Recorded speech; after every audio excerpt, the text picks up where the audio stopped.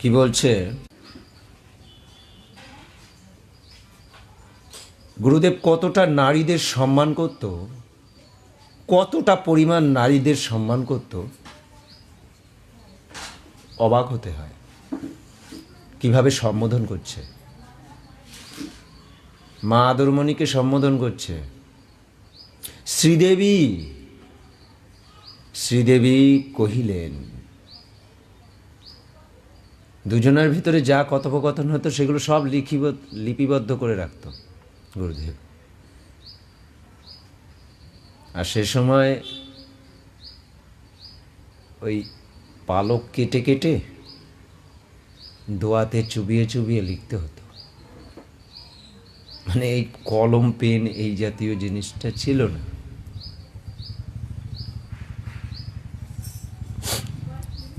এবং এত স্পিডে এত গতিতে লিখত আমি পাণ্ডুলিপি দেখেছি।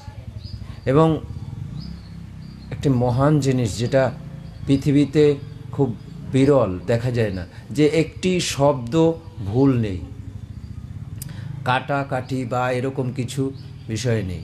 হ্যাঁ, কোনো একটি জায়গায় হয়তো দেখা গেল যে এখানে ফুটনোট দরকার, সেখানে টিকমার্ক দিয়ে উপরে আবার লিখে রেখেছে। কোনো জায়গায় ভুল নেই, কাটাকাটি কোনো জায়গায় নেই।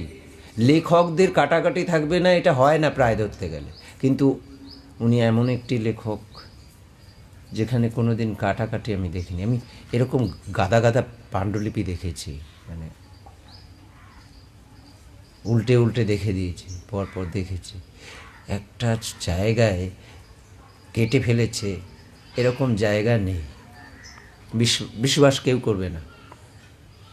তা যাই হোক,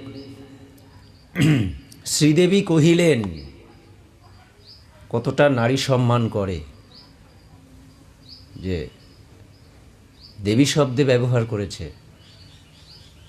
শ্রীদেবী কহিলেন, কলিকালে স্বল্প শক্তি স্বল্পায়ু মানবে। মা আদরমণি বলছে,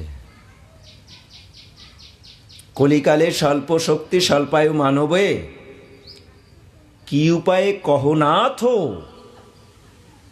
নাম ধরে ডাকছে,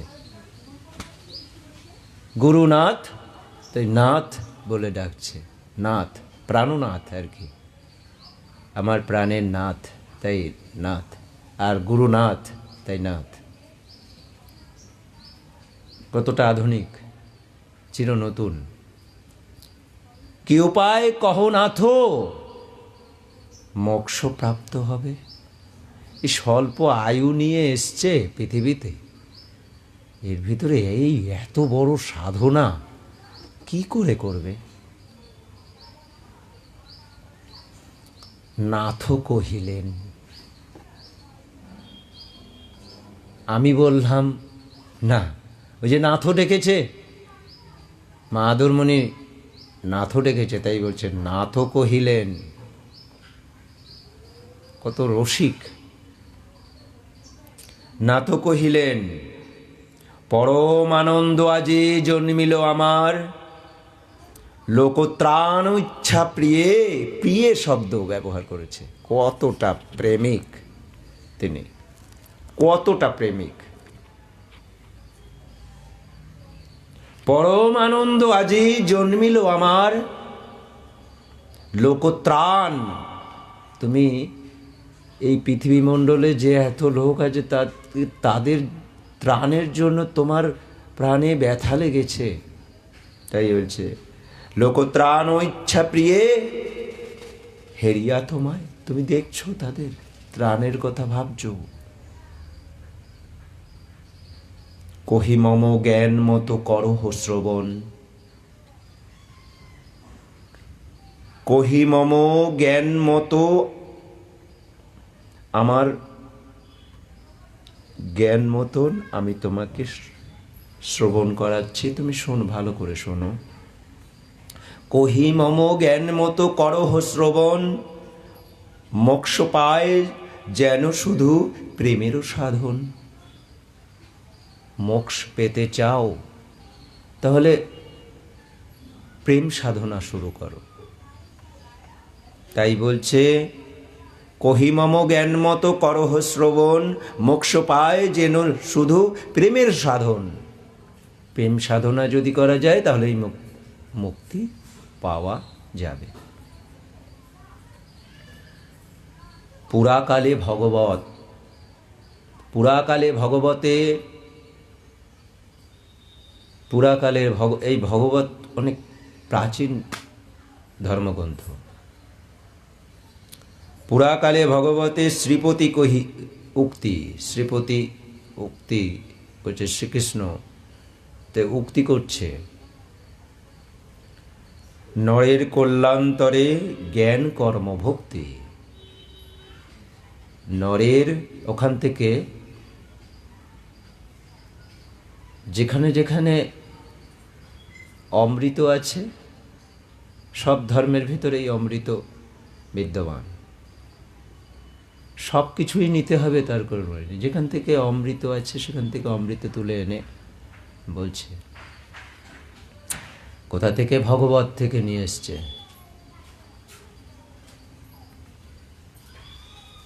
নরের কল্যাণ তরে জ্ঞান কর্ম ভক্তি, ওখানে তিনটি উপায় বলেছে, মুক্তির তিনটি উপায় বলেছে। কি বলছে? জ্ঞান কর্ম ভক্তি। ত্রিবিধ যোগের বিধি মুক্তির উপায়। এই ত্রিবিধ যোগ তিনটে একসঙ্গে যদি একত্রিত সাধনা করা যায় তাহলে মুক্তি পেতে পারি। নির্দেশিনু আমি এবার দেখাচ্ছি। নির্দেশিনু অন্য পন্থা না আছে কোথায়?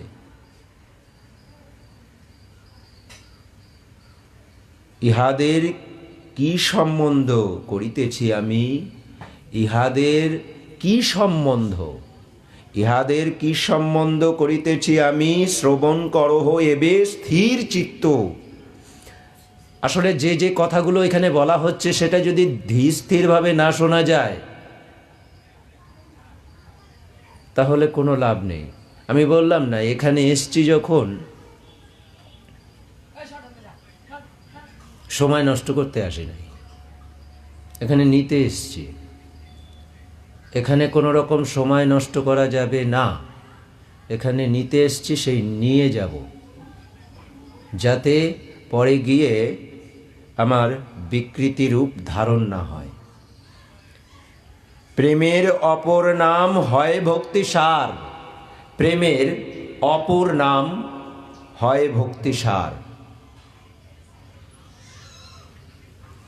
জ্ঞান রাশি হয় তার বিস্তৃতি বিস্তার। প্রেমের অপর নাম হয় ভক্তিসার। তাহলে প্রেমের যে সার অংশ, মানে ভক্তির যে সার অংশ, তা হচ্ছে প্রেম। প্রেমের অপর নাম হয় ভক্তিসার। জ্ঞান কর্ম হয় তার বিস্তৃতি বিস্তার। জ্ঞান রাশি, এই জ্ঞান, এখান থেকে যে প্রেম, ভক্তি এবং জ্ঞান, তাহলে আমার প্রথমেই আয়ত্ত করা দরকার এর মূল বিষয়টা হচ্ছে প্রেম। ভক্তির ভিতরেও প্রেম রয়েছে, জ্ঞানের ভিতরেও প্রেম রয়েছে। প্রেমের তো অপরিসীম। তাহলে এবার যখনই প্রেমের সীমাবদ্ধ ভাব আসলো তখন ভক্তি। প্রেমের সীমাবদ্ধ ভাব, তা ভক্তি। আমি যে প্রেম করতে যাচ্ছি, প্রেমের যে রসদগুলো আমার প্রয়োজন, যে প্রেম কিভাবে করতে হয়, এটা যখন জানা যায়, সেই জানা যখন জ্ঞান হয়, তাই জ্ঞান দ্বারা আবার প্রেমের বৃদ্ধি হয়। বিশেষ করিয়া আরও কহি সে বিষয়, বিশেষ করিয়া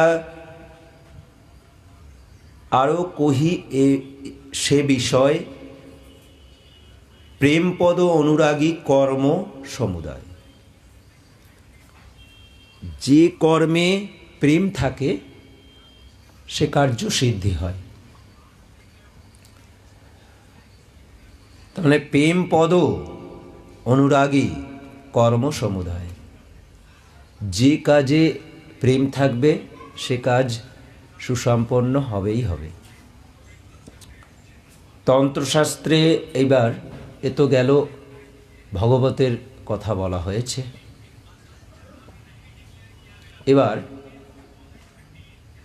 তন্ত্রশাস্ত্রের কথা বলা হচ্ছে। তন্ত্রশাস্ত্রে কি বলছে? তন্ত্রশাস্ত্রে সর্বদর্শী শিব ভগবান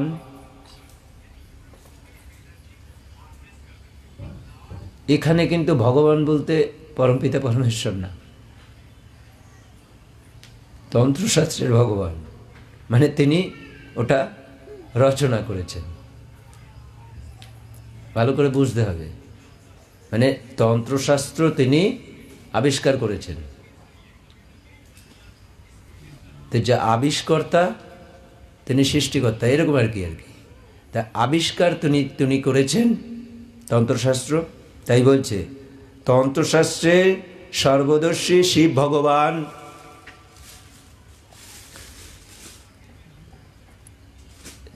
এবার শিব কথার মানে কি? শিবের বাবা শিবের নাম রেখেছিল শিব। শিব তার মানে শিব শব্দটা শিব যখন জন্মগ্রহণ করেনি তার আগেই ওই শব্দটা রয়েছে। তাহলে ওই শব্দটার মানে কি?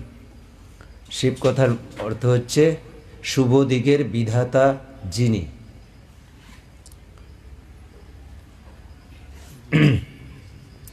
এবার কি বলছে? তন্ত্রশাস্ত্রে সর্বদর্শী শিব ভগবান ঈশানীকে উদ্দেশিয়া করে মহেশান। ঈশানীকে, ঈশানী হচ্ছে শিবের স্ত্রী। ওনরা যেমন ছিলেন তার এই দিকে মহাত্মা গুরুনাথ এবং আদরমণি তেমনই ছিলেন। ওইখানে ঈশানী প্রশ্ন করেছে, আর এখানে প্রশ্ন করেছে মুক্তির জন্য প্রশ্ন করেছে। আর ঈশানীর জন্যই তন্ত্রশাস্ত্র তৈরি হয়েছিল।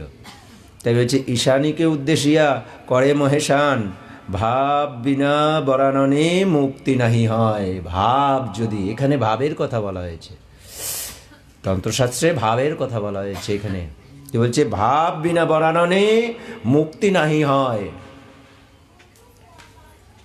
মুক্তি নাহি হয়, ভাবে লাভ হয় শান্তি সাধন নিচয়।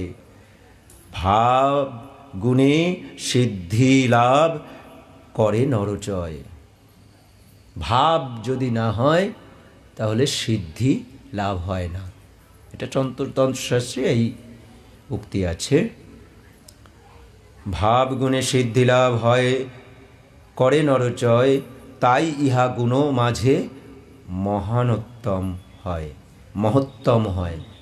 তাহলে ভাব দরকার, ভাব ছাড়া সিদ্ধি লাভ হয় না। ইষ্টং কাষ্টং হলে সেখানে কোনো কিছু লাভ হয় না। আসলে এগুলো যদি হৃদয়ঙ্গম না করা যায় তাহলে ঠিক, প্রতিটা জ্ঞান যদি না হয় আর প্রেম যদি না হয়, এই জ্ঞান আর প্রেমের যুদ্ধে ভাব সৃষ্টি হয়। তো ঈশানী ঈদৃশী প্রশংসা, মানে এই প্রশংসা, এই বিষয় নিয়ে ঈদৃশী প্রশংসা যার করিনু কীর্তন। আমি এই বিষয়ে আরও কীর্তন করছি, মানে বারবার তোমাকে জানাচ্ছি। কীর্তনটা কি? কীর্তন হচ্ছে যে বিষয় বারবার প্রয়োগ করা হবে তোমার স্মরণে রাখার জন্য, ঈদৃশী প্রশংসা যার করেন কীর্তন, প্রেম নামে পরিচিত দেবী সে রতন। এই ভাবের ভিতরে কি থাকে? প্রেম থাকে। প্রেম নামে পরিচিত দেবী সে রতন, প্রেমকে দেবী বলা হয়েছে এখানে। সেই হেতু নরগণ প্রেম পরায়ণ। কেন দেবী বলা হলো? প্রেমকে, প্রেম হচ্ছে কোমল। সেই হেতু নরগণ প্রেম পরায়ণ, মুক্তিপদ সুনিশ্চিত করিবে অর্জন। মুক্তির উপায় প্রেম। এর আগেও প্রেমের কথা বলা হলো। ভগবতে যে কথা বলা হয়েছে সেখানেও প্রেম, এখানে তন্ত্রশাস্ত্রের কথা বলা হচ্ছে সেখানেও ভাব, সে কি প্রেম। জ্ঞান হইতেই হয় প্রেমের জনন। তাহলে প্রেমের থেকে, প্রেম হচ্ছে জননী, প্রেম হচ্ছে জননী, তার থেকে জ্ঞান উৎপন্ন হয়। জ্ঞান হইতেই হয় প্রেমের জনন, অধিকারী ভেদে কহে কোনো কোনো জন। যে যেমন অধিকারী, যে যতটা প্রেমিক সে ততটা জ্ঞানী, যে যত প্রেমিক সে তত জ্ঞানী।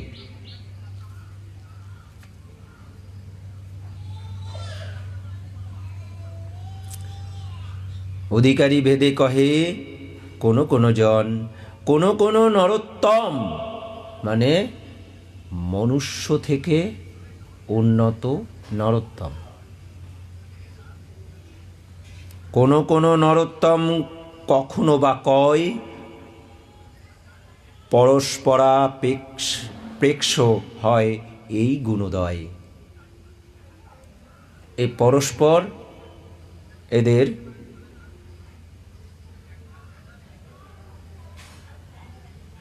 এরা প্রায় সমান, প্রেক্ষ হয় এই গুণোদয়। মানে দেখা যায় এই প্রেমের ভিতরে, জ্ঞানের ভিতরে প্রেম আছে, প্রেমের ভিতরে জ্ঞান আছে, এটা দুটো পরস্পর সমান। এটা যারা একটু নরোত্তম তারা অনুভব করে। প্রেম হতে জাত হয় জ্ঞান সুনিশ্চয়, দেবশ্রী নারদ ব্রহ্মা সেই মতো কয়। নারদ খুব উন্নত মহাপুরুষ, পরমপিতা দর্শন লাভ করেছিলেন।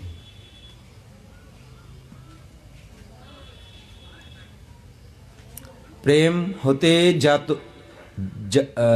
হতে জাত হয় জ্ঞান সুনিশ্চয়, দেবশ্রী নারদে ব্রহ্মা সেই মতো কয়। ব্রহ্মবিদুত্তম বহু সুসাধক জন এ বিষয়ে একমত করেন পোষণ। এই ব্রহ্মা তিনি এত পরিমাণ বিদ্যার অধিকারী ছিলেন, সবাই প্রায় যে যারা দেবত্ব লাভ করেছে প্রায় তার কাছে পড়াশোনা করেছে। প্রেম জ্ঞান কর্ম, প্রেম জ্ঞান কর্ম, এই বিষয় নিয়ে এবার ব্যাখ্যা হবে। প্রেমিক হাসিয়া নিজে কাদায় অপরে, কাঁদিয়া কাদায় পুনঃ অন্য সব নরে। প্রেমিক যদি হাসে তার দেখে সবাই হাসে, আবার প্রেমিক যদি কাঁদে সবাই কাঁদে। কাঁদিয়া কাদায় পুনঃ অন্য সব নরে, এ হচ্ছে প্রেমিকের কাজ। প্রেমিক যদি আরো উন্নত হয় তাহলে কি হতে পারে? লভয়ে পরম পদ প্রেমার, প্রেম গুণে নর পরীক্ষা প্রেমের, তথা হয় যে দুস্তর। যারা প্রেমিক তাদের পরীক্ষা কিন্তু সব থেকে বেশি হয়। যে যত প্রেমিক তার তত পরীক্ষা বেশি, তার তত বিপদ বেশি, যন্ত্রণা বেশি। যারা প্রেমিক না তাদের কোনো যন্ত্রণা নাই, যেমন পাপ যাদের বেশি তাদের কোনো পাপ বোধ নাই, তেমনি হাসিয়া প্রেমিক কিন্তু কাদায় অপরে, এটা আরও উন্নত অবস্থা প্রেমিকের। প্রেমিক কাঁদবে, ওই কাদা দেখে সবাই হাসছে, কাঁদিয়া হাসায় কিংবা অন্য সব নড়ে। আবার যখন প্রেমিক হাসে সবাই কেঁদে ভাসিয়ে দেয়, তিনি হাসছেন। এটা অনেক অনেক অনেক উন্নত অবস্থা হলে এটা সম্ভব হয়।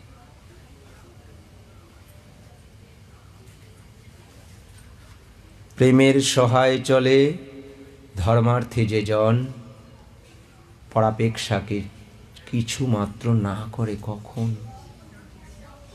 প্রেমিক, যে প্রেমিক, প্রকৃত প্রেমিক, সে পরের ভরসায় কখনো কোনো কার্য করে না, তিনি নিজে কার্যটি করে নেন, অপরকে দিয়ে কোনো কার্য করান না। এটা প্রেমিকের কাজ। প্রেমিকের অনেক কাজ, তিনি যাকে দিয়ে কাজ করানো যায় না তাকে দিয়েও কাজ করিয়ে ফেলতে পারে। অযোগ্য ব্যক্তিকে দিয়ে যোগ্যতা পূর্ণ করাই প্রেমিকের কাজ।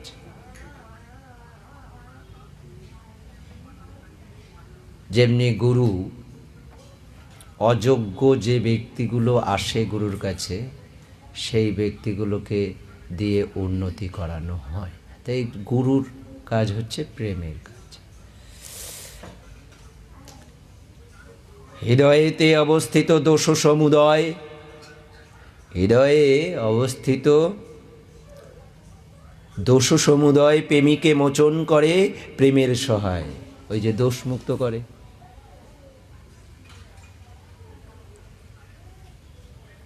যদি খুব বেশি দোষ করে ফেলে, তা প্রেমিকের কাছে আসলে মানে আর দোষ করতে পারে না। মানে কেমন, খুব যদি রেগে যায়, খুব ক্রোধ হলো, প্রচণ্ড পরিমাণ ক্রোধ হলো, প্রেমিকের কাছে আসলে কিছুক্ষণ বাদে, ক্রোধ থাকে, কিছুক্ষণ বাদে তার কাছে আসলে কোনো ধরা ছোঁয়ার দরকার নেই, তার কাছাকাছি আসলে কিছুক্ষণ বাদে আস্তে আস্তে আস্তে আস্তে কমে যায়, রাগ থাকে না। হৃদয়েতে অবস্থিত দোষ সমুদয় প্রেমিকের মোচন করে প্রেমেরও সহায়। প্রেম গুণে মুক্তিপদ লভে সে পরাৎপর, এই তৎপর। প্রেম গুণে মুক্তিপদ লভে সে তৎপর, মানে তাড়াতাড়ি। নাহি হেতা আর কোনো সাধনা অপর।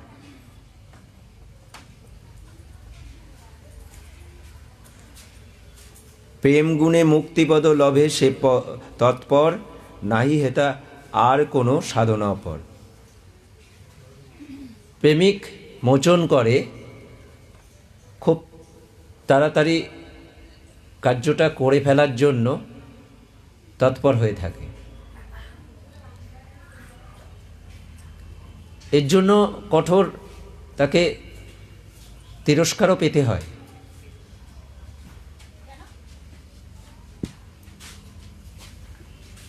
এখন না বুঝলেও পরে বুঝবে, যাকে দিয়ে যেটা করানো হচ্ছে। তার জন্য ওই যে যাকে দিয়ে যে কাজটা করানো হচ্ছে, সে হয়তো বুঝতে পারছে না, কিন্তু তার ভিতরে ক্রোধ সৃষ্টি হচ্ছে, সেটা মুখ ফুটে বলতেও পারছে না। এই যে হচ্ছে সেটা কিন্তু যে প্রেমিক সে কিন্তু বুঝে সেগুলো বলছে, যে এই জ্বালা তো নিতে হচ্ছে, তার কষ্ট হচ্ছে, তার জন্য কিন্তু আমার পাপ হচ্ছে। মানে যে প্রেমিক তারও পাপ হয়। এই যে জ্বালা, ওই যে প্রেমিকের জ্বালা বেশি।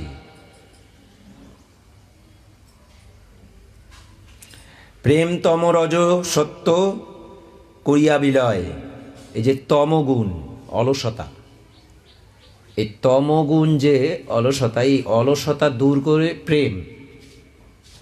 যেমন ঘুম, এটা তমগুণের অধিক, মানে অধিক যাদের খুব তমগুণ যাদের, তাদের ঘুম বেশি।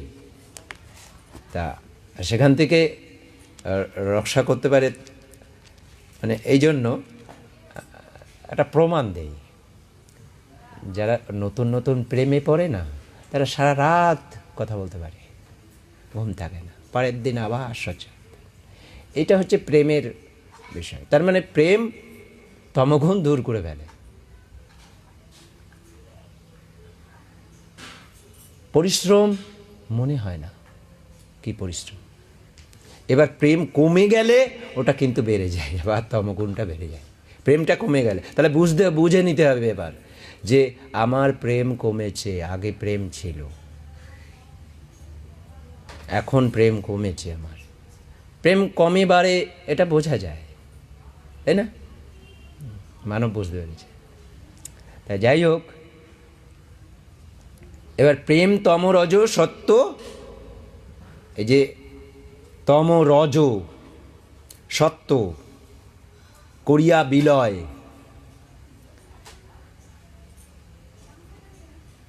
স্বশক্তিতে প্রেমিকের ব্রহ্মেতে যোজয়, মানে পরমপিতার দর্শনে নিয়ে যায় প্রেম। তম রজ সত্য যখন বিলয় করতে পারে, শেষ করে দিতে পারে, তখন এই প্রেমের দ্বারা, তখন স্বশক্তিতে, তখন তার ওই স্বশক্তি বলতে প্রেমের যে শক্তি, স্বশক্তিতে পুনঃলভে সাধক, মানে স্বশক্তিতে প্রেমিকের করে, প্রেমিকের ব্রহ্মেতে যোজয়, তার মানে ব্রহ্মেতে মেলায়, তার মানে পরমপিতার দর্শনে পৌঁছে দেয় প্রেম। সৃষ্টি পালন সংহারে সাধনীয় প্রেমে, সৃষ্টি পালন সংহারে, সৃষ্টি পালন এবং সংহারে সাধনীয় প্রেমে বহু জন্ম পুণ্যে লভে সাধক উত্তমে। তাহলে সৃষ্টি পালন এবং সংহার সাধনীয় প্রেমে বহু জন্ম পুণ্য লভে সাধক উত্তমে। তাহলে সৃষ্টিটা কি? সৃষ্টির রহস্য জানা যায় পালনের, এই যে আমরা যে স্থিতি রয়েছি, এই স্থিতি অবস্থায় তার মুখ্য উদ্দেশ্য কি, স্থিতিটা হলো কেন, কিসের জন্য স্থিতির কারণ কি, এগুলো সব ওই যখন পরমপিতা দর্শন হয়, এই তিনটি অবস্থা পূর্ণভাবে। এই জন্য অর্জুনকে কৃষ্ণ এই জায়গাগুলো খুব ভালোভাবে ব্যাখ্যা করে দিয়ে বুঝিয়েছে। হ্যাঁ, মানে চালাক তো প্রচণ্ড, কীভাবে অন্যায় করিয়েছে। হ্যাঁ, ব্রহ্ম দর্শন করিয়ে দিয়ে তুমি যুদ্ধ করো। এবার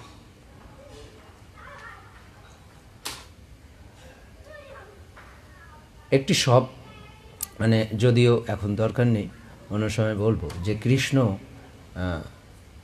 মানে কীভাবে ভারতবর্ষের সেই সময় যুদ্ধ করিয়ে সর্বনাশ করিয়েছে। কৃষ্ণ না থাকলে ওই যুদ্ধ হতো না, অত মানুষ মারা যেত না। ভারতবর্ষের কোমর ভেঙে ফেলেছিল সেই সময়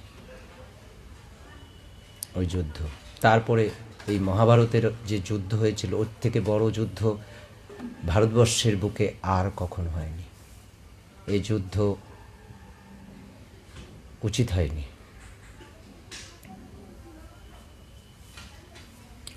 যাই হোক, জ্ঞানেতে বিস্ময়ানন্দ জন্মে হৃদয়ে। তার মানে জ্ঞান যদি বাড়ে তাহলে হৃদয়ে প্রেম বাড়বে। জ্ঞানেতে বিস্ময়ানন্দ জন্মে হৃদয়ে, বিস্ময়তে সুখরাশি তথা উপজয়ে। কিরূপে যদিও এরূপে যদিও জ্ঞানে সুখরাশি হয়, তাহা ক্রমে শুষ্ক হতে শুষ্কতর হয়। তার মানে যদি প্রেম কম থাকে, জ্ঞানে প্রেম থাকে, কিন্তু যদি উহার মাত্রা যদি কম থাকে, শুধু যদি জ্ঞানের পরিমাণ অধিক থাকে, তাহলে কিন্তু শুষ্ক থেকে আরও শুষ্কে পরিণত হয়। তার কাছ থেকে কিছুই বোঝা যায় না, মানুষ বুঝতে পারে না তার কথা। জ্ঞান আছে, প্রচুর জ্ঞান, যুক্তি ভুক্তি দিয়ে একদম পুরো একদম ভরে দেবে, কিন্তু তার ভেতরে কিন্তু জ্ঞান পাওয়া যায় না, মানে প্রেম পাওয়া যায় না। তখন শুষ্ক হতে অতি শুষ্কতর হয়। দুর্লভ যে পরাশক্তি জ্ঞানেরও সাধন, প্রেমিকা অনুগত সদা সহজ সে ধন। তাহলে যে প্রেমিক তার কিন্তু জ্ঞান আহরণ খুব সহজে লব্ধ হয়। যদি প্রেমিক হওয়া যায় তাহলে জ্ঞান অনায়াসে প্রবেশ করে, আর যদি জ্ঞান বেশি থাকে প্রেম প্রবেশ করা তার পক্ষে খুব কষ্টকর, মানে হয় না প্রায়। এই জন্য জ্ঞান এবং প্রেমের একই ভবন হওয়া উচিত। জ্ঞান এবং প্রেমের একই ভবন হয়ে যদি কার্য করা যায় তাহলে সে কার্য অমৃত প্রাপ্তি সম্ভব। তাতে দুর্লভ যে পরাশক্তি জ্ঞানেরও সাধন, প্রেমিকানুগত সদা সহজে সে ধন। তার মানে পুরোটাই বলা হচ্ছে প্রেম কেমন, প্রেম কোথায় কোথায় গিয়ে বাধা সৃষ্টি করে এবং প্রেমে কত অমৃত প্রাপ্ত হওয়া যায়। তাহলে প্রেমকে কিভাবে আমরা ব্যবহার করতে পারি, কিভাবে আমরা প্রেমিক হতে পারি, সেটাই এখানে বলে যা হচ্ছে। যে হাসিতে ধরণীতে সুখ সমুদয়, সতত করেন দূর প্রেমিক জনায়।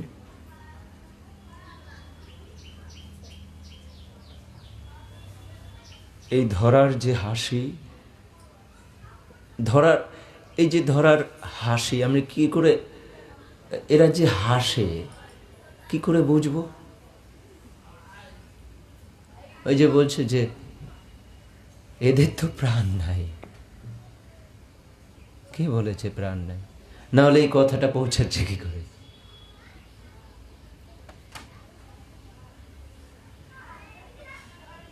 এটাও যদি না থাকে, কারেন্টের প্রভাবও না থাকে, ওর কানেকশনের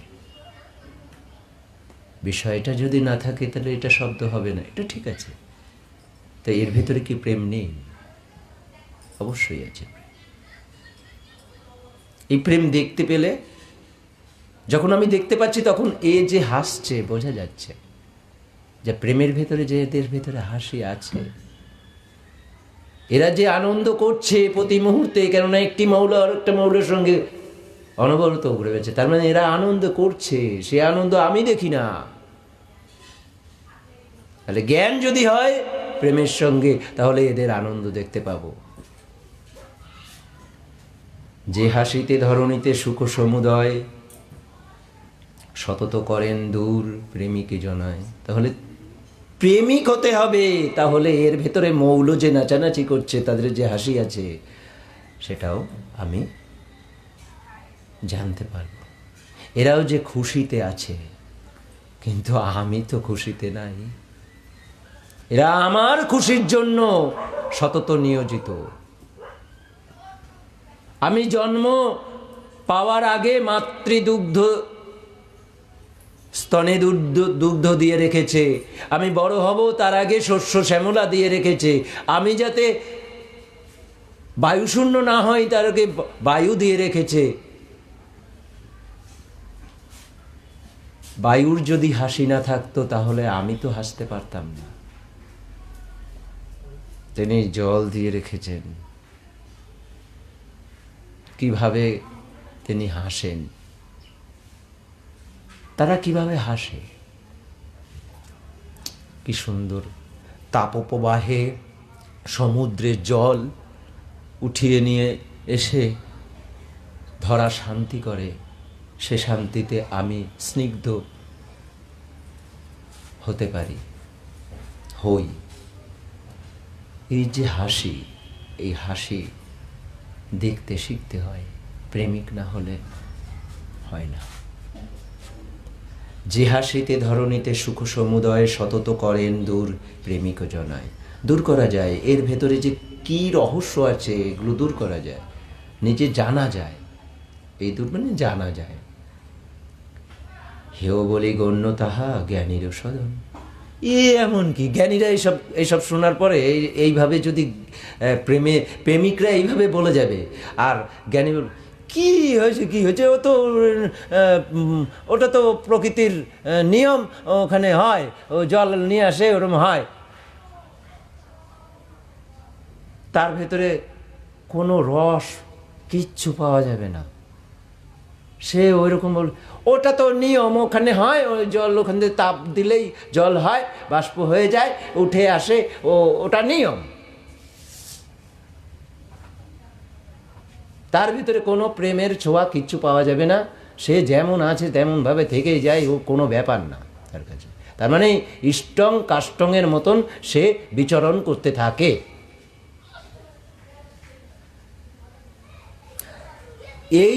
এই অবস্থায় তাদের কি দুর্বিষহ অবস্থার জীবনযাপন করতে হয়। হ্যাঁ, জ্ঞান অবশ্যই আছে,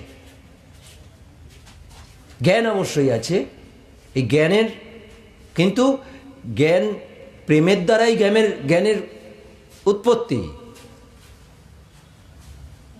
কিন্তু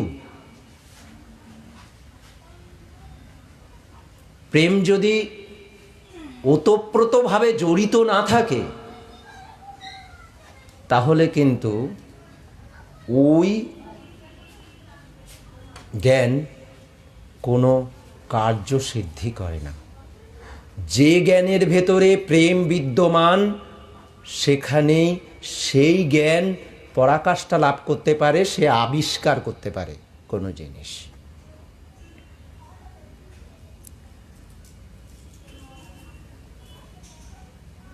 তাহলে প্রেমিক যদি কোনো কিছু বোঝায় বা বলে, সেটা ভাব রসে সিক্ত হয়ে বলে, তখন জ্ঞানী ব্যক্তিরা তাদের বিরক্তি হয়। তারা ওটাকে এমনভাবে বলা শুরু করে, তখন বিরক্তির উদয় হয় অন্যের। শুষ্ক জ্ঞান বলে কভু জানা নাহি যায়, শুষ্ক জ্ঞান বলে কভু জানা নাহি যায়, কোথা হতে এই সৃষ্টি কে করে ইহায়, কি হেতু কাহার দ্বারা কাহার সৃজন, কোন স্থানে হয় এই সৃষ্টি সংগঠন। তার মানে এখন হকিংসের কথা মনে পড়ছে। তিনি সৃষ্টি রহস্য উদ্ভাবন করতে গেছে, করতে করতে করতে করতে সে জড়বৎ হয়ে গেছে, কিছু রহস্য খুঁজে পাননি। আজকে যেটি বলে কালকে পরিবর্তন হয়ে যায়। তিনি এই করতে করতে করতে করতে তিনি জড়বৎ হয়ে গেছে। মস্তিষ্ক কাজ করত, আর কিচ্ছু কাজ করত না। মস্তিষ্ক দিয়েই উনি সমস্ত সঞ্চালন করত। মানে জ্ঞান যে নেই তা না, অসাধারণ জ্ঞান রয়েছে তার, কিন্তু প্রেম ছিল না বলে সৃষ্টি রহস্যর প্রকৃত জিনিস জানতে পারেনি। তাহলে কি সেখানে কিন্তু কিভাবে সৃষ্টি হলো, সৃষ্টির মূল রহস্যটা কি, এটা জ্ঞানী ব্যক্তি যদি প্রেম না থাকে সে ব্যক্তি কখনোই এটা জানতে পারে না। প্রেমে লভে এই জ্ঞান কেহ বা আয়াসে। তাহলে প্রেমিক যদি হওয়া যায় তাহলে আয়াসে মানে খুব আরামে আরামে জ্ঞান অর্জন করা যায়। প্রেমিক যার যত যে একাগ্র বেশি তার মানে তার প্রেম বেশি। তার মানে প্রেমিক হলে একাগ্রতা বৃদ্ধি পায়। তাহলে একাগ্রতা বৃদ্ধি পেলেই অনায়াসে তার বেশিক্ষণ দরকার হয় না, অন্য কাজ করতে করতেও সে জ্ঞান অর্জন করতে পারে। প্রেমে লভে সেই জ্ঞান কেহ বা আয়াসে, অচিরাত লভে কেহ জ্ঞান প্রেম বসে। তাই জ্ঞান প্রেম রূপ পরম রতন লোভিতে হইবে করি বিশেষ যতন। তাহলে প্রেমকে খুব যতন করতে হবে। প্রেমকে যে যত বেশি যতন করে তার তত জ্ঞান লব্ধ হয়। আদিতে জ্ঞানের লাভ প্রেম অতঃপর, সে সাধনা মহিতলে হয় দুঃখকর। বহু বহু জন্মে হয় উহারও সাধন, যদ্যাপি অসাধ্য উহা নহে কদাচন। আদিতে জ্ঞানের লাভ প্রেম অতঃপর, সে সাধনা মহিতলে হয় যে দুঃখকর। প্রেম ছাড়া যদি জ্ঞান আয়ত্ত করতে চায় তার দুঃখের সীমা থাকে না, তার জনম জনম কেটে যায় প্রেম লব্ধের জন্য। প্রেম সে আয়ত্ত করতে তাদের জন্ম জন্ম কেটে যায়। শুধু ওই জ্ঞান দিয়ে প্রেমকে লাভ করা যায় না, কিন্তু প্রেম দিয়ে জ্ঞানকে লাভ করা যায়।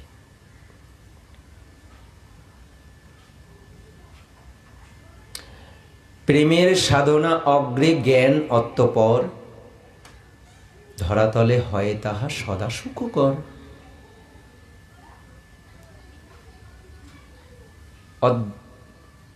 কি বলছে, এক জন্ম মাঝে ওবা কভু লব্ধ হয় সাধু অনুগ্রহ রাশি যদি ইথে রয়। যদি এখানে সাধু শব্দ ব্যবহার হয়েছে, অনুগ্রহের এখানে সাধু শব্দ হচ্ছে গুরুর যদি অনুগ্রহ হয়, গুরু যদি কৃপা করে তাহলে অনায়াসে জ্ঞান লব্ধ হতে পারে প্রেমের দ্বারা। প্রেমের সাধনা অগ্রে মানে প্রেমের সাধনা আগে শুরু করতে হয়, জ্ঞান অতঃপর ধরাতলে হয় তাহা সদা সুখকর। সদা সুখ পাওয়া যাবে। তাহলে এখানে আমি প্রেমিক হতে গেলে আমি প্রেমিক হব কি করে? প্রেমিক আমাকে হতে কে শেখাবে? গুরু শেখাবে। গুরু ছাড়া প্রেম করা যায় না, সম্ভবই না। শিক্ষক ছাড়া জ্ঞান অর্জন করব কি করে? শিক্ষক দরকার, তার মানে গুরু দরকার। নিরস আনন্দে ভুঞ্জে জ্ঞানী লোক যত, তাদের তেজরাশি দম্ভ হতে যাত। সরস আনন্দ পায় প্রেমিক নিচয়, তাদের তেজ কিন্তু দম্ভজাত নয়। তাহলে কি বলছে? নিরস আনন্দ ভুঞ্জেন জ্ঞানী লোক যত, তাদের তেজরাশি দম্ভ হতে যাত। তাহলে আমাদের মনে রাখতে হবে যে নিরস আনন্দ, এই যে রস বিনা যে আনন্দ, তার মানে কাদের হয়? এই জ্ঞানী যারা, তাদের এই নিরস আনন্দ। সে হাসে, জ্ঞানীদের হাসিটাও রসযুক্ত নয়, রস পাওয়া যায় না জ্ঞানীদের হাসি। কিন্তু প্রেমিকের হাসি কিছু না, চোখেও হাসতে পারে, মুখে হয়তো কোনো ভাব দেখা যাচ্ছে না, কিন্তু প্রেমিক যে হাসছে সেটা কিন্তু অনুভব করতে পারে প্রেমিক। আর একজন প্রেমিক বুঝতে পারে ও হাসছে ভেতরে। এর আনন্দ রস সিক্ত যদি না হওয়া যায়, এর মজা পাওয়া যায় না। এই জন্য প্রেমিক হতে চাও হে যদি, তাহলে গুরু ধরো।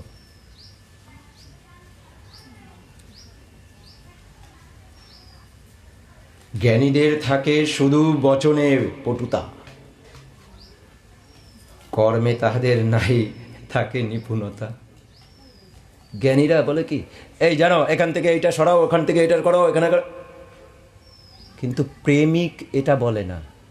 ও গিয়ে ওই চেয়ারটা সরাই ওখানে ঠিকঠাক করে সাজিয়ে রাখলো, দেখেই সুন্দর লাগলো। কিন্তু জ্ঞানী বলবে, এই ওটা ওইখানে ওখানে সরাও, ওখানে সরাও। তার ইষ্টং কাষ্টংয়ের মতন সব এরকম হচ্ছে। তাতে বিরক্তির উদয় হয় অন্য লোকের। উনি খালি মাতব্বরি করে যাচ্ছে, নিজে তো করতে পারবে না, ভেতরে ভেতরে ভাবতে থাকে আমাদের দিয়ে করাচ্ছে।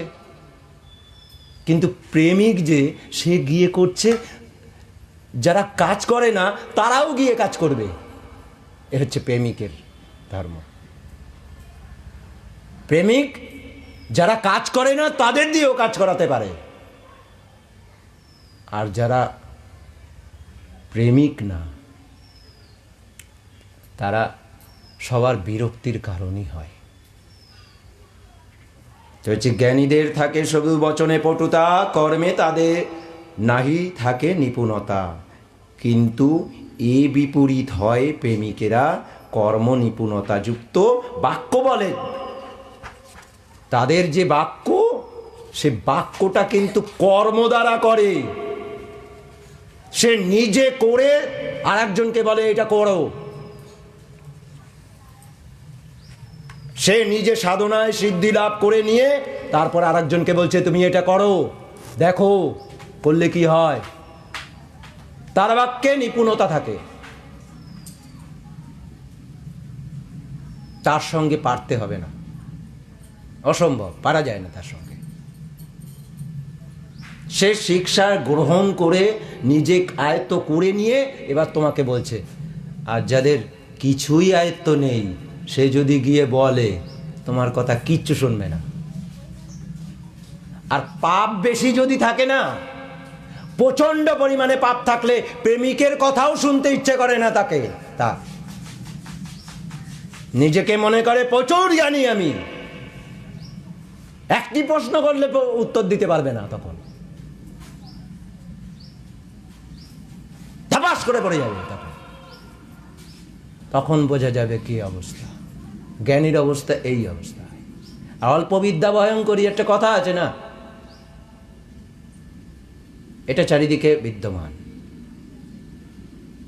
যাদের সৎ সাহস নেই, ইষ্টং কাষ্টং যাদের, তাদের সৎ সাহস নেই, বলতে পারে না কিছু। কিন্তু প্রেমিকরা কিন্তু অনায়াসে বলে ফেলে, এমন ভাবে বলে ফেলে। এই যে বলে ফেলা, এই প্রেমিকের লক্ষণ। প্রেম নেই এমন কোনো আত্মা নাই। প্রেম দিয়েই তৈরি আত্মা, কিন্তু বেশি কম।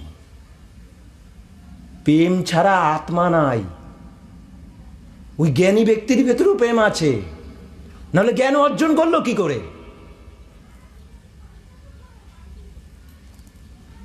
ক্ষুদ্র ক্ষুদ্র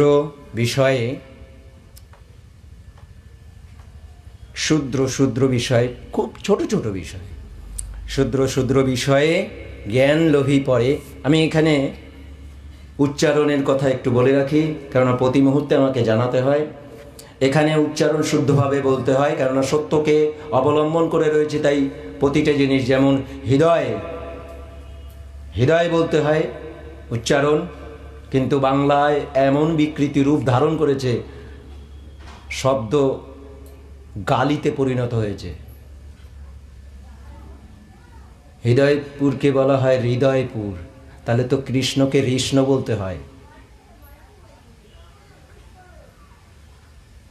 মহাত্মা তয় ময় আছে, আর তয় তয় বানিয়ে দিয়েছে।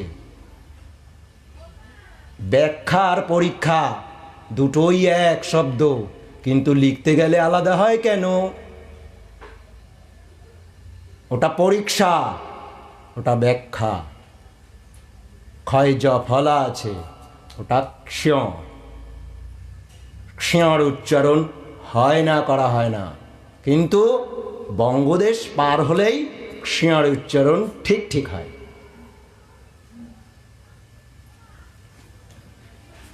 খুব পণ্ডিত, তা পাণ্ডিত্যে সত্য অবলুপ্ত হয়। বেশি পাণ্ডিত্য, সত্যের কাছে যাওয়া যায় না। শব্দ যদি সঠিকভাবে ব্যবহৃত না করতে পারি, তাহলে সেই পরম পিতার সঙ্গে কিভাবে লিপ্ত হব? সম্ভব না। আগে সত্যকে অবলম্বন করতে হয়। বাক্য কর্ম মানে কাজও, আমি যে কাজটি করছি সে কাজের ভেতরে সত্য থাকতে হবে। আমি বাক্য বলছি, তার ভেতরে সত্য থাকতে হবে। আমি উচ্চারণ করছি, তার ভেতরে সত্য থাকতে হবে। কায়ে মনে বাক্যে সত্য অবলম্বন। ক্রমে হতে জ্ঞান লভে, জ্ঞানী নরে, কিন্তু অগ্রে লোভিয়া সে মহতের জ্ঞান, প্রেমিকে একদা পায় শূদ্রের সম্মান। কি বলছে? এত অসাধারণ বিষয়, আমি অবাক হয়ে যাই, মানে মাঝে মাঝে বিস্মিত হতে হয় অবস্থাগুলো শুনলে। এতে আরও প্রেম সঞ্চার হয় এই কথাগুলো শুনলে, কেননা জ্ঞান আহরণ হচ্ছে তো প্রতি মুহূর্তে, তাই না? প্রতি মুহূর্তে।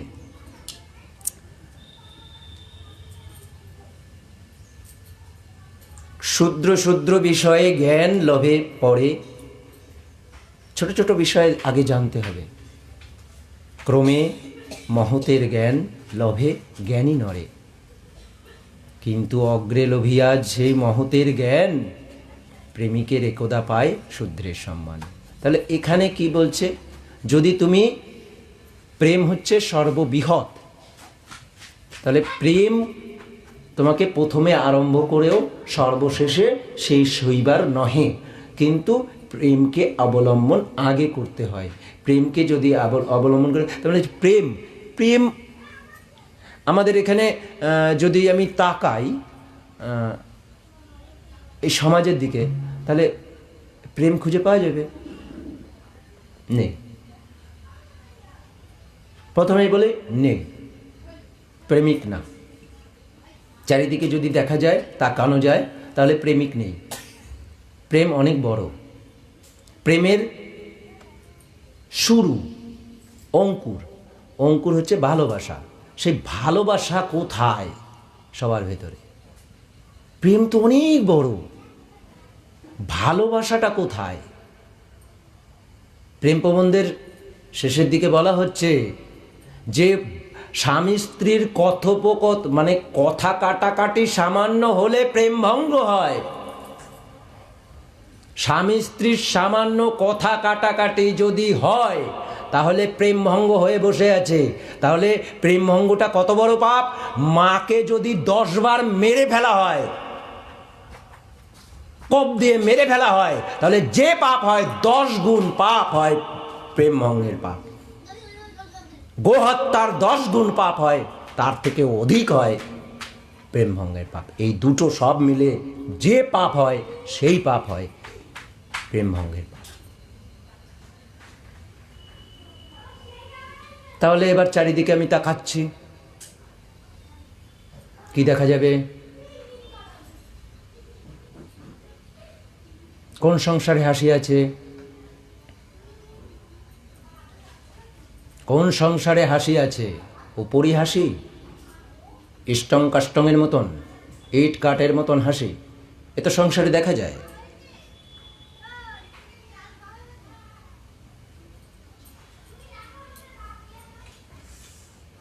কিন্তু আছে দায়, একটা আকর্ষণের ভেতরে দিয়ে আছে, যেটা পরমপিতা রেখে দিয়েছে তার ভেতর দিয়ে। তুই বোঝ, এখন না বুঝিস পরে বুঝবি, বোঝ। তা কি বলছে? জ্ঞানে প্রেম লভে জ্ঞানী। তাহলে পরমপিতাকে যদি পাওয়ার প্রথম থেকে বাসনা থাকে, এই জায়গাটা বলছে ক্ষুদ্র ক্ষুদ্র বিষয়ে জ্ঞান লভে পরে, ক্রমে মহতের জ্ঞান লভে জ্ঞানী নরে, কিন্তু অগ্রে লভিয়া সেই মহতের জ্ঞান। তাহলে অগ্রেই যদি আমি পরমপিতারকে পাওয়ার জন্য আমি সেই জ্ঞান লব্ধ করতে পারি গুরুর কাছ থেকে, প্রেমিক একতা পায় শূদ্রের সম্মান। তাহলে ওই যারা শূদ্র রয়েছে, ছোট ছোট রয়েছে, তাদের সম্মান তিনি পাবেনই একটা সময়। তাহলে মূলটা আগে ধরতে হবে। মূলটা কি? মূলটাকে ঠিক রাখতে হবে। তাহলে এখানে বলছে যে জ্ঞানে প্রেম লভে জ্ঞানী বহু শ্রম বসে। তা জ্ঞানীরা অনেক পরিশ্রম করতে হবে খালি প্রেমকে অর্জন করবার জন্য। প্রেমিক প্রেমেতে জ্ঞান লভে অনায়াসে। তা প্রেমিক জ্ঞান লাভ করতে গেলে তার অনায়াসে কোনো ব্যাপার না, ও জ্ঞান অর্জন করতে পারে। কিন্তু যদি জ্ঞানীরা প্রেম লাভ করতে, তাদের এত পরিশ্রম করতে হবে যে কল্পনাতীত। তাদের কষ্ট খুব বেশি, হয় না, প্রায় এই জন্মেই হয় না। প্রেমিকের পদানুগত যোগক্রিয়া সদা জ্ঞানী তাই নাহি পায় আচরিয় কাদা। এবার কি হয়, এই যে যোগ সাধনা, কেউ নৌলি করছে, এই অনুলোম বিলোম করছে, এসব সব যোগ সাধনা করে বেড়াচ্ছে। কিন্তু গুণ সাধকেরা দেখার সাথে সাথে করে ফেলতে পারে। এটা গুণ সাধকের মানে, গুণ সাধক মানে হচ্ছে প্রেমিক। তাহলে এই প্রেমিকরা কিন্তু অনায়াসে করে ফেলতে পারে, সে যাই বলুক না কেন। ওই পেট ঘোরানো কি বৃত্তান্ত, তাকে কি করা, এসব সব কিছু করে ফেলতে পারে। তাই বলছে জ্ঞান প্রেমিকের পদানুগত যোগকিয়া সতত জ্ঞান তাই নাহি পায় আচরিয়া কদা। তার আচরণ যে আছে সেগুলো সবই অনায়াসে লব্ধ করতে পারে। বায়ুর স্থিরতা, এবার সেগুলো কেমন সেগুলো? বায়ুর স্থিরতা মাত্র যোগকিয়া যত, এই পৃথিবীতে যাহা আছে প্রকাশিত, সে সকল ক্রিয়া সাধ্য জ্ঞানী সন্নিধানে সুধা তৃষ্ণা সমলভে প্রেমিকের সুজনে। তাহলে বায়ু স্থিরতা করে যেসব যোগিয়া আছে সেগুলো অনায়াসে লব্ধ করতে পারে প্রেমিক। সেটা তার কাছে এমন কিছু বিষয় না। ক্রিয়াসাধ্য জ্ঞানী সন্নিধানে, তার প্রকৃত কাজটা কি তার জানতে জানতে জীবন শেষ হয়ে যায়। কিন্তু প্রেমিকের ওই দেখলো তো এইটা বায়ু স্থির করে দিয়ে এইটা করছে, এই যোগটা করছে, তাহলে এর কাজটা কি? ওর সঙ্গে সঙ্গে আয়ত্ত চলে আসে যে ওর কাজটা কি, ভেতরের কাজটা কি। তাহলে এই কাজটা করলে তার মানে গুণী ব্যক্তি, তার কিন্তু যোগের প্রয়োজন হয় না, যোগ সাধনার প্রয়োজনই হয় না। অনায়াসে যোগ সাধনা দেখিয়ে দিতে পারে, বলতে পারে, করতে পারে। এটা গুণী সাধক যদি তাকে পরীক্ষা করা যায়, তুমি একটু করে দেখাও তো, হ্যাঁ করে দেখাবে, কোনো ব্যাপারই না, অনায়াসে করে দেখাবে।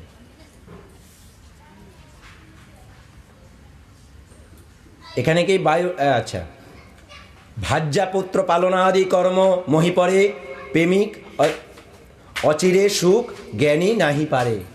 এই যে ভাই বোন নিয়ে সবাই একসঙ্গে যে থাকা, সেটা প্রেমিকরা পারে, জ্ঞানীরা পারে না।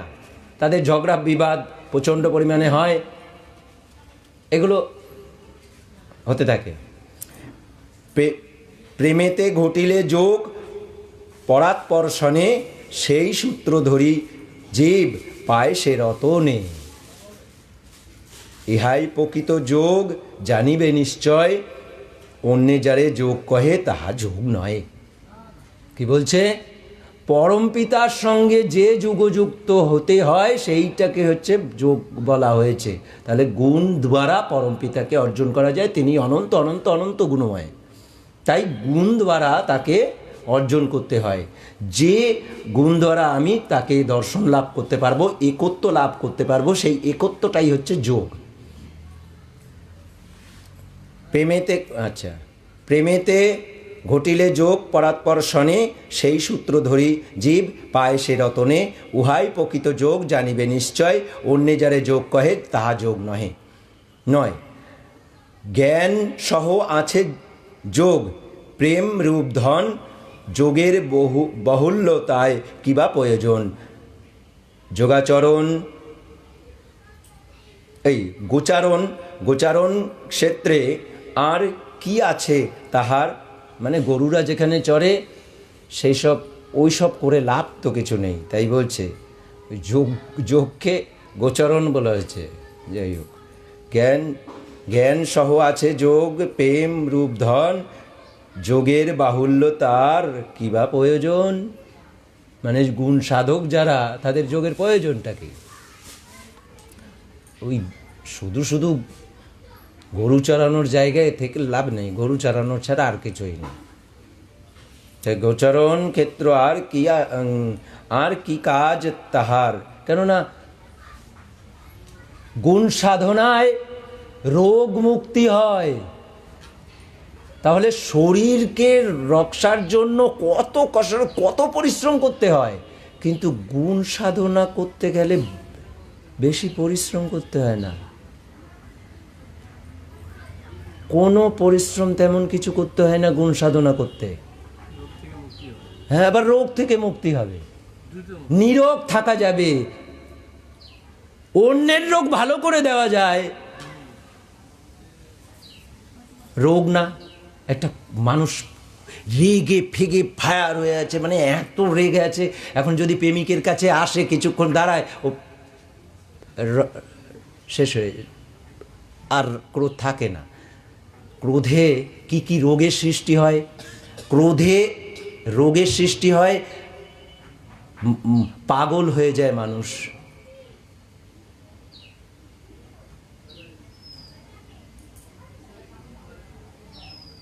মানসিক রোগে আক্রান্ত হয় ক্রোধে, হিতাহিত জ্ঞান থাকে না,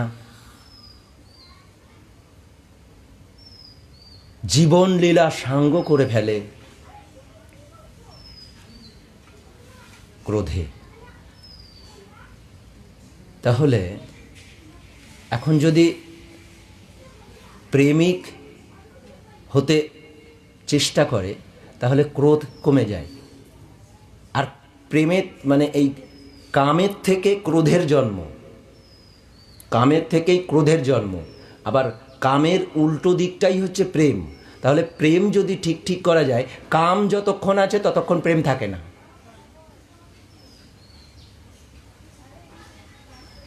কামটা হচ্ছে অন্ধকার দিক আর প্রেমটা হচ্ছে আলোর দিক।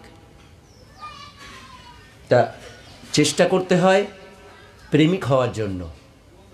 এখন যে যত বেশি কামের খেলায় মেতে থাকে তার প্রেম তো তলানিতে থাকবে। কিন্তু বোঝানোর জন্য পরমপিতা এত সুন্দর রূপায়ণ করেছে কাম, ক্রোধ, লোভ, মোহ, মদ, মাৎসর্য, এই মহান রত্ন যদি না দিত পরমপিতাকে পাওয়া যেত না।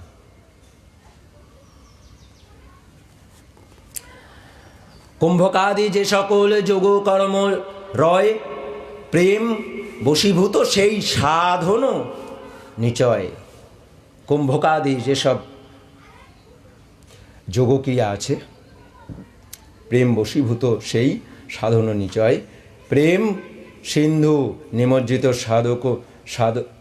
সাধক সবার, এই জলের ফলের নিচে বেশ কুম্ভক করে এসব শ্বাস ফাঁস বন্ধ করে নিয়ে একদম জলের ভিতরে অনেকক্ষণ থাকতে পারে, এসব অনেক আছে, এগুলো বিষয় অত কঠিন বিষয় না।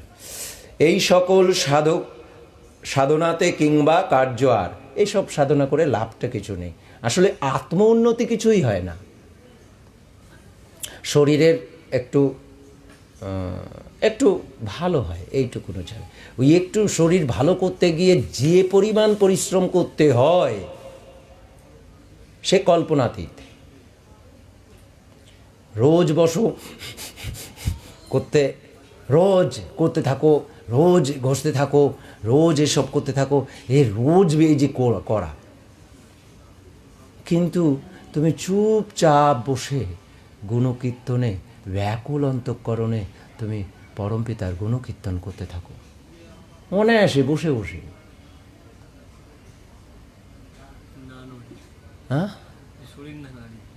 হ্যাঁ শরীর, হ্যাঁ শরীর অত পরিশ্রম, কোনো পরিশ্রম দরকার নেই, কিন্তু উপাসনায় যে পরিশ্রম হয় না, অবশ্যই হয়, সে পরিশ্রম অন্যভাবে হয়।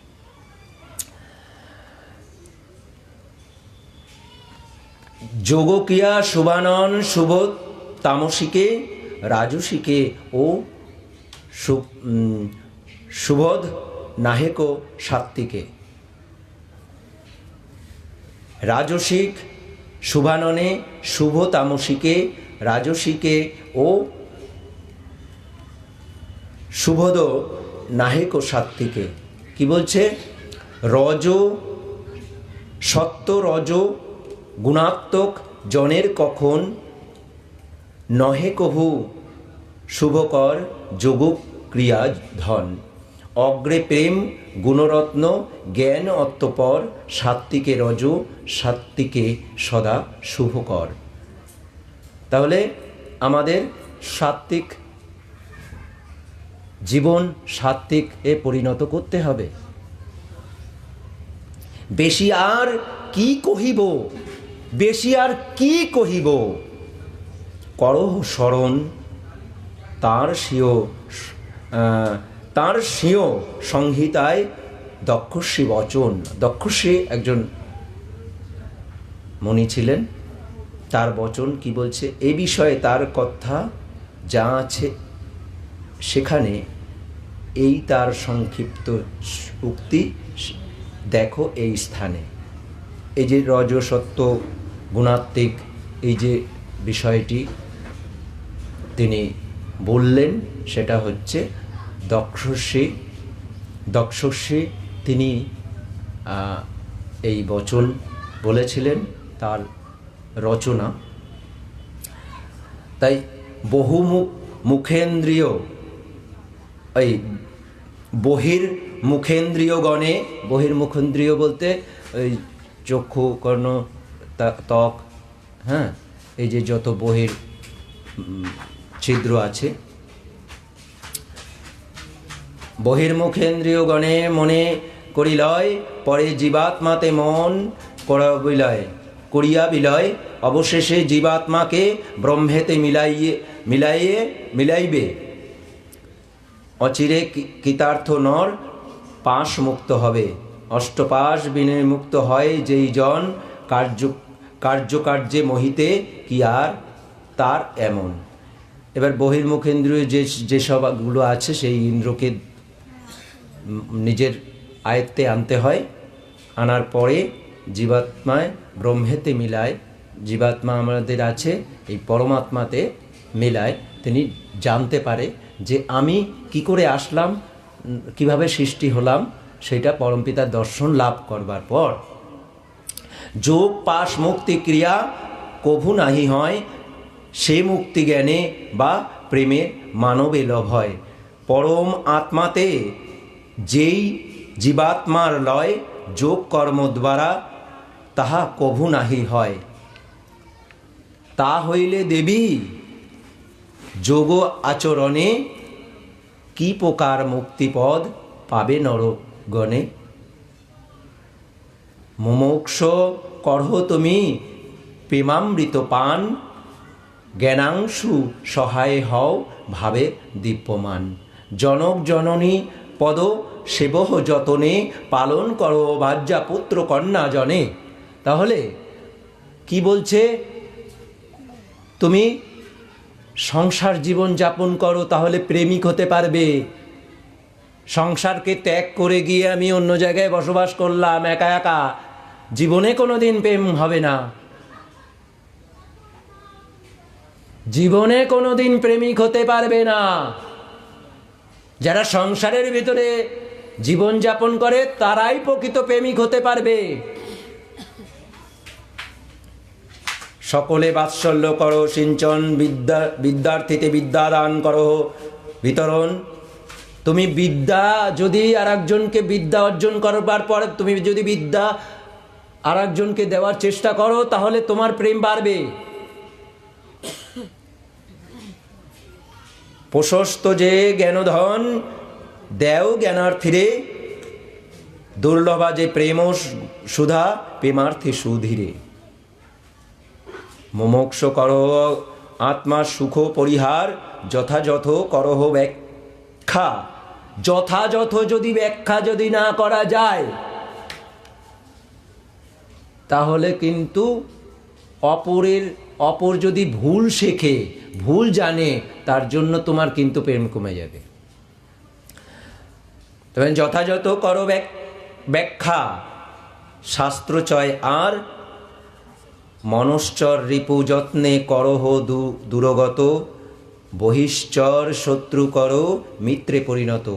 যারা বাইরের শত্রু আছে, তোমার শত্রু আছে, তাকে মিত্রে পরিণত করো। কিসের যে মিত্রে পরিণত করতে পারবে? প্রেম দ্বারা। স্থির চিত্তে করো ভোগ, আত্মকর্ম ফলে প্রেম হবি সম্পাদন করো জ্ঞানানলে। নিজ ক্রিয়া চয় তাহে বশীভূত করো, সর্বত্র সম্মানমতি করহ সত্তর।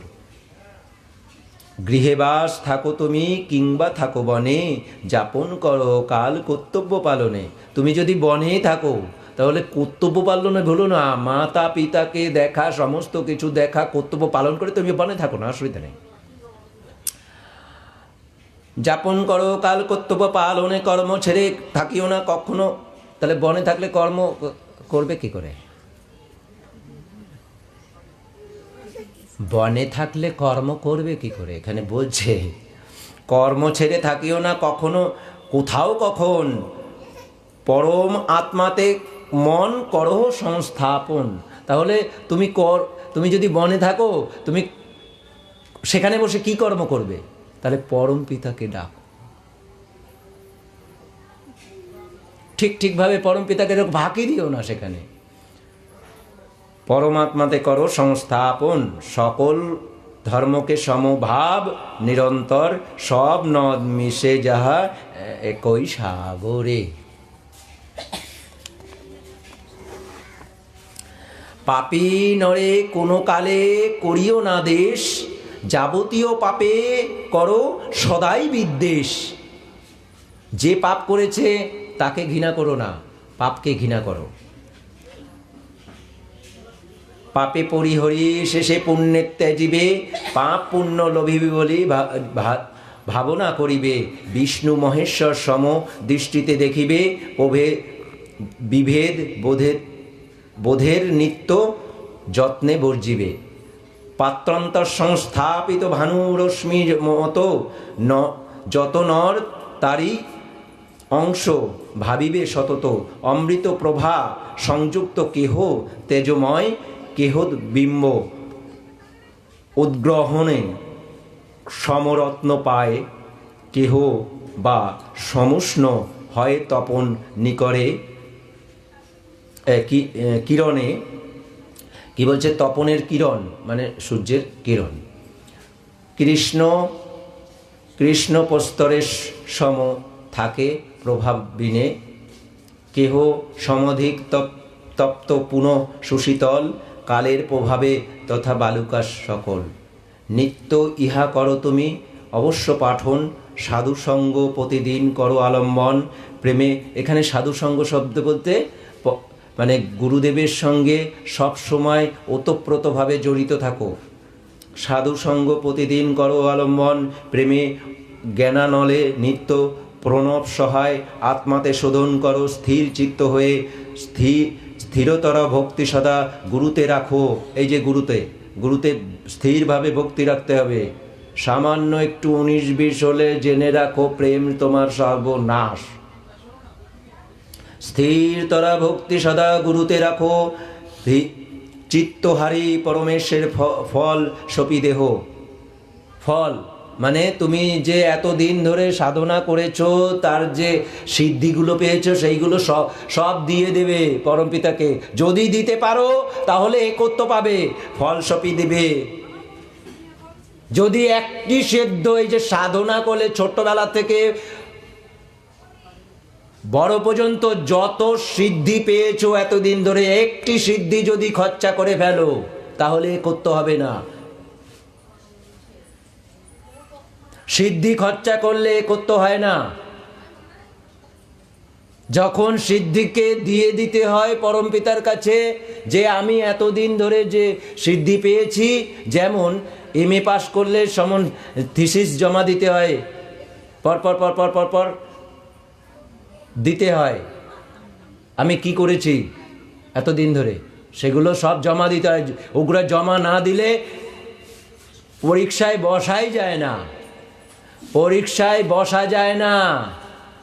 MA পাস পরীক্ষায় বসা যায় না ওগুলো জমা না দিলে। তেমন আমি এতদিন ধরে কি সাধনা করেছি, সিদ্ধি লাভ করলাম, বাক সিদ্ধি, আমল সিদ্ধি, কৃত্তি সিদ্ধি, আয়ু প্রদান শক্তি, এসব সব সিদ্ধি সব পেয়ে গেছি। পাওয়ার পরে পরমপিতা দর্শন হয়, সিদ্ধি আগে পেয়ে যায়। তাহলে সেই সিদ্ধিগুলোর জমিয়ে রাখতে হয়, একটা খরচা করা যাবে না। সেই সিদ্ধি দেওয়ার পরে পরমপিতার দর্শন লাভ হয়, ফল সপি দিবে। ফল মানে সিদ্ধি। চিত্তহারি, চিত্তের কোনো রকম যেন এই যে এইগুলো সব দিয়ে দিচ্ছি পরমপিতার কাছে, চিত্ত কিন্তু শুদ্ধ থাকতে হয়।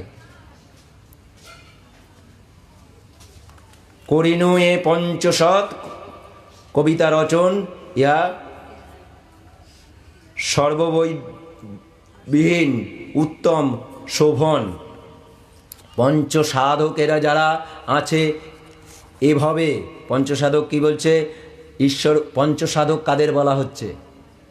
পঞ্চসাধক হচ্ছে ঈশ্বর উপাসনায় যে ব্যস্ত, গুরু পূজনে যে ব্যস্ত,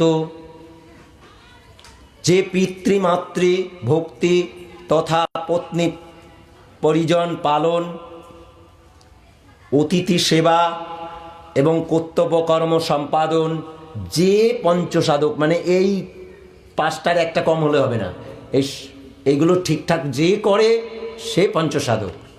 তাই হচ্ছে পঞ্চসাধক যারা আছেন এভাবে কষ্টলঙ্কার,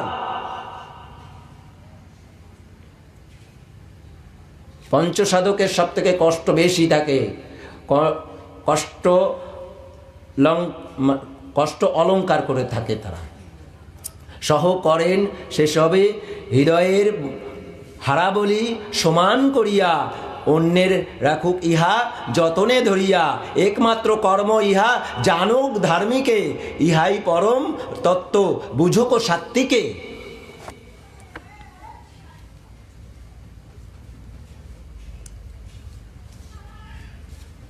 যারা এই পঞ্চসাধক হয় তাদের যন্ত্রণা কেমন জানো? যন্ত্রণার কথা এবার একটু বলি। তো প্রেমের কথা এতক্ষণ বলা হলো। প্রেম যদি ঠিক থাকে তোমার একত্ব অনিবার্য।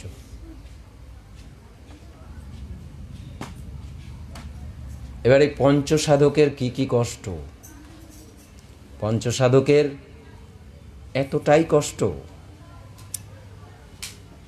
সমস্ত দায়ভার নিয়ে রয়েছে শিষ্যের। শিষ্য যদি অন্যায় করে, কেননা অভেদ করে রয়েছে, এবার অন্যায় করলো, অন্যায় করার পরে সেই অন্যায়ের যে পাপ হচ্ছে সেই পাপ কিন্তু গুরুর কাছে যাচ্ছে। সে যাতে অন্যায় না করে তাকে যদি উপদেশ দেওয়া হয়, ওই সন্তান রাগ হয় গুরুর প্রতি, তাহলে গুরুর প্রতি যদি রাগ হয় তাহলে ভক্তি কমে গেল। কাটা কেমন, কিরম যন্ত্রণা গুরুর।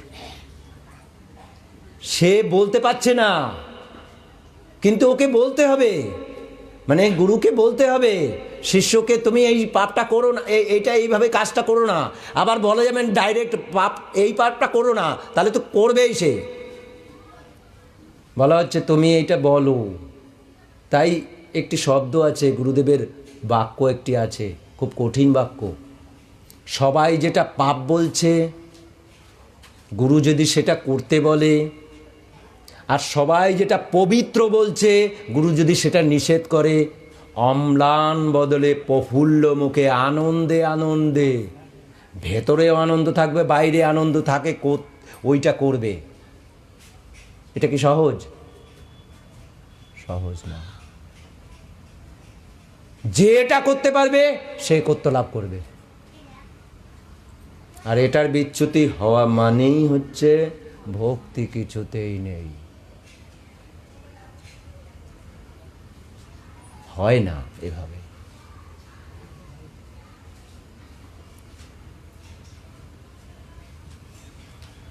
আমাদের মনে রাখতে হবে যে আমরা কি করতে এসেছি।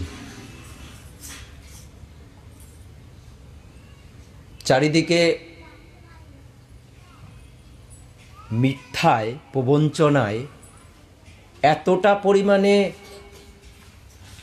পরিপূর্ণ রয়েছে, সেখান থেকে সত্য খুঁজে বের করা বড় কষ্টসাধ্য, খুব কষ্ট। চারিদিকে কি করে প্রেম খুঁজব? মিথ্যার ভেতরে প্রেম পাওয়া যায়, মিথ্যার ভেতরে প্রেম পাওয়া যায়, কিন্তু মিথ্যার ভিতরে প্রেম খুঁজে বেড়াচ্ছে চারিদিকে, কল্পিত মূর্তি বানিয়ে সেখানে প্রেম খুঁজছে, খুঁজে যাচ্ছে না, খুঁজছে।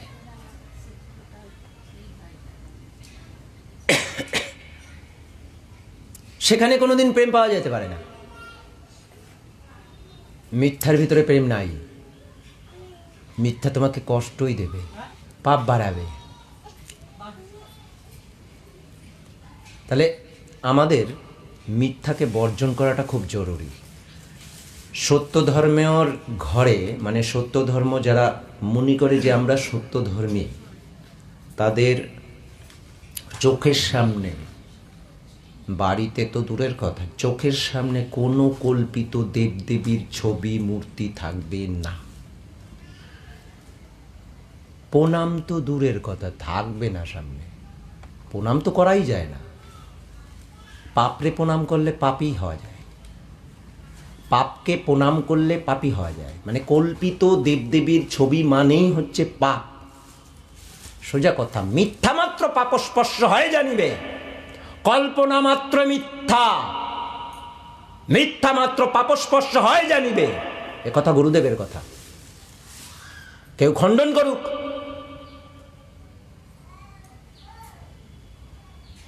মিথ্যা মাত্রই পাপস্পর্শ হয় জানিবে, বারবার বলছে। কল্পিত দেবদেবীর ছবি মূর্তিতে প্রণাম পর্যন্ত করবে না বলছে। কেন করলে কি হয়?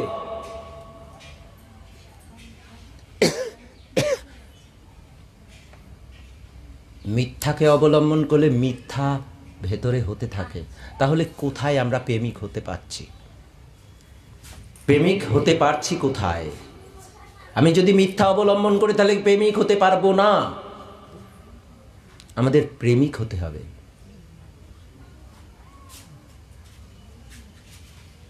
এমনভাবে বোঝাও, এমনভাবে বলো যাতে সে যে পাপ করছে সেই পাপ থেকে যাতে মুক্ত হতে পারে তোমার কথায়। তুমি যদি প্রেমিক না হও, তোমার কথায় কারো কানে জল যাবে না, যাবে না।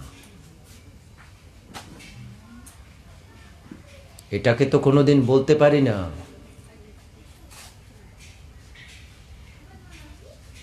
এটা একটা গাছ, এটা তো গাছ না। তাহলে এটা যদি গাছ না হয়, এটা একটা রড, দণ্ড, তো এটা কখনো গাছ না। তাহলে যেটা না সেটাকে ধরে নিয়ে আমি বলছি এটা। তা একটা জিনিস আমি ছোট্ট থেকে একটা উদাহরণ দিই, একদম অতি ছোট, মানে অঙ্কুর থেকে শুনে শুনে অভ্যস্ত হয়েছে মানুষ। কি ছোট থেকে অভ্যস্ত হয়েছে, ওকে শেখানো হলো ছোটবেলা থেকে, এটা জানো, এটা জল, এই জল পড়তে হয় খুলে খুলে।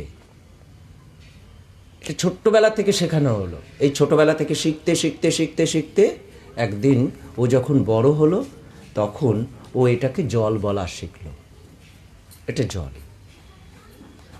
আর সবাই বলছে কি, এই ও জল বলে কেন? যারা জ্ঞানী ব্যক্তি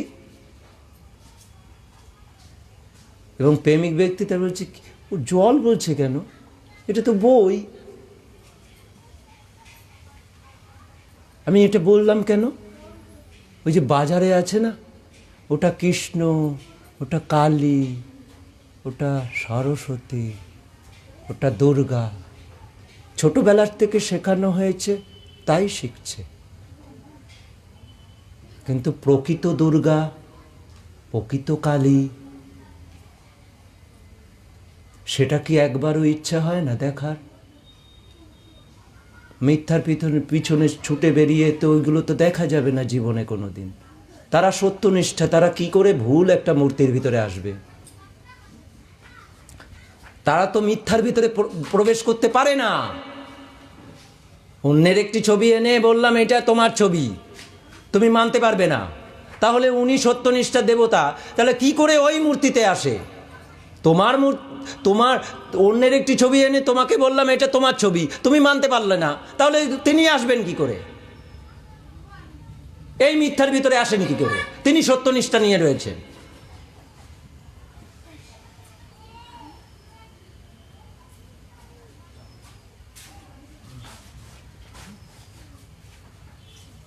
এই সত্য যদি না বুঝতে পারে একটুখানি, কিন্তু আস্থা না, আস্থা এমন আষ্টে পিষ্টে ধরে রেখেছে, এমন আঁকড়ে ধরে রেখেছে, সেখান থেকে বেরোনো বড়ই কষ্ট।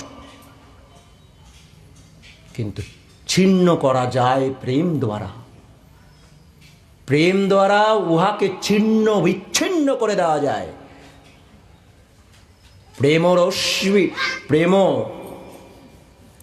প্রেমের ধার প্রচণ্ড। প্রেম দ্বারা মিথ্যাকে জব্দ করা যায়, কিন্তু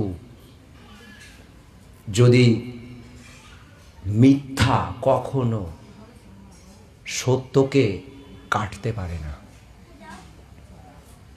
এটা বুঝতে হবে। আমাদের কি করা উচিত? সত্যকে অবলম্বন করব না মিথ্যাকে আশ্রয় করে এ জীবনটা শেষ করে দেব? কোনটা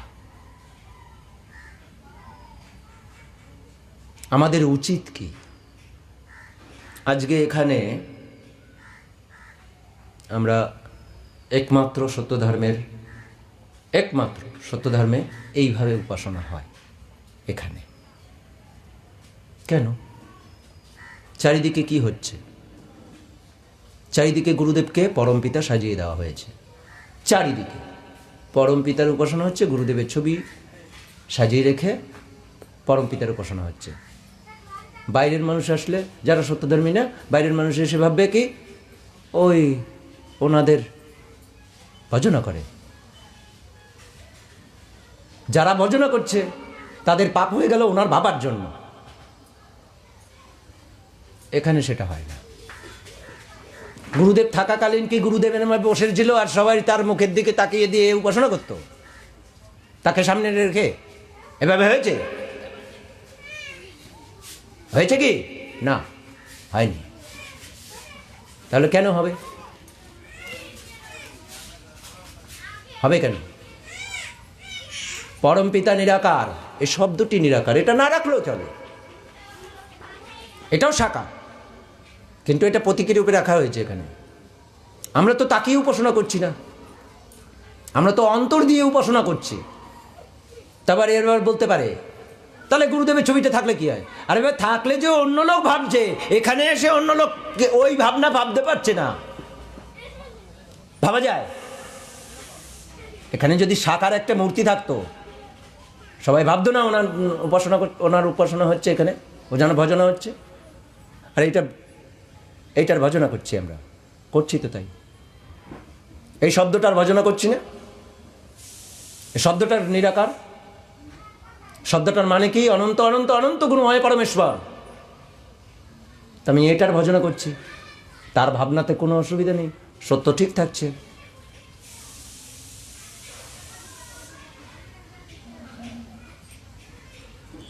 আগে উপাসনায় চারিদিকে ছোটবেলা থেকে দেখেছি, উপাসনায় একটি প্রণব পর্যন্ত পাওয়া যেত না।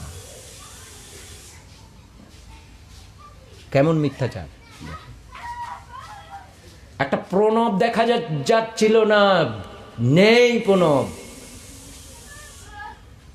এখন আমার এই রাঘব বিরাট বড় প্রণব দেখার জন্য আজ থেকে 5-6 বছর হতে চলল, 6 বছর ধরে কাজ করছি।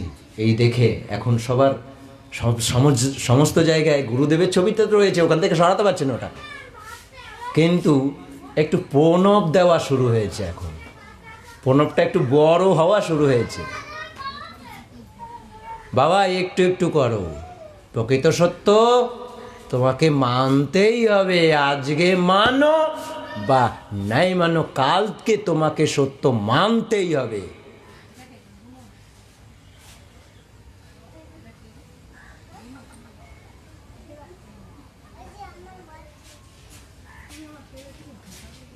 চারিদিকে যে অরাজকতা চলছে, সে অরাজকতা বন্ধ করবার জন্য আমি এসেছি।